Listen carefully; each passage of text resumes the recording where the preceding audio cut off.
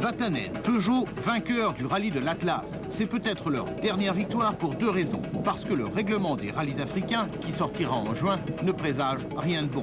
Les camions, c'est fini, les protos, c'est peut-être fini. L'autre raison, c'est que Peugeot, l'imbattable, est maintenant très menacé. Un pilote, un constructeur ont vraiment relevé le défi. L'Artigue et sa Mitsubishi n'ont pas cessé d'aller chercher Vatanen. Et, grande première, à plusieurs reprises, ils ont réussi.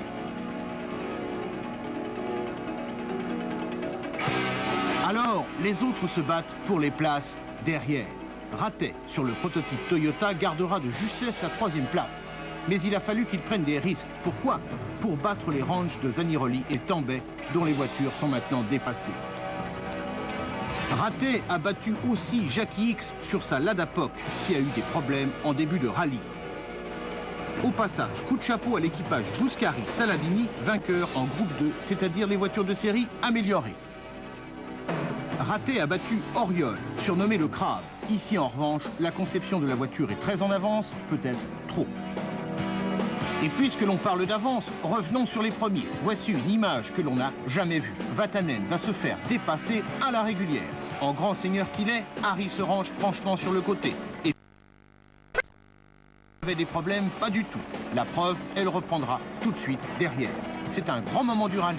Mais Pierre Lartigue ne reprend ici qu'une minute au Finlandais et il en a 10 de retard au total. Il finira quand même second.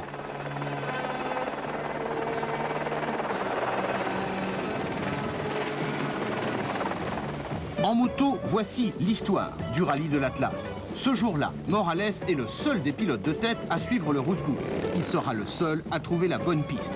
Tous les autres vont rater un contrôle. Morales est seul en tête avec 1 heure d'avance. Honda gagne donc l'Atlas.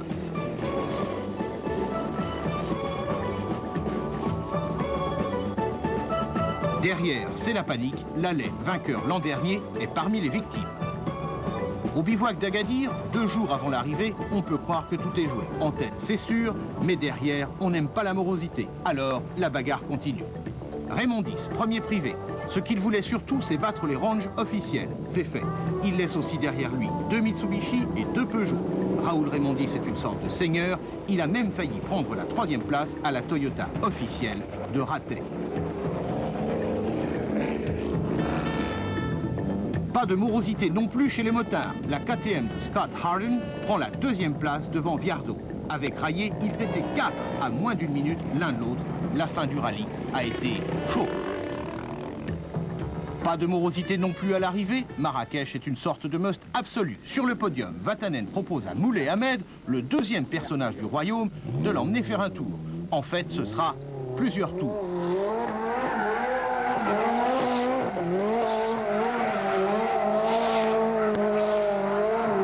Tout le monde a rigolé, sauf les services de sécurité du ministre.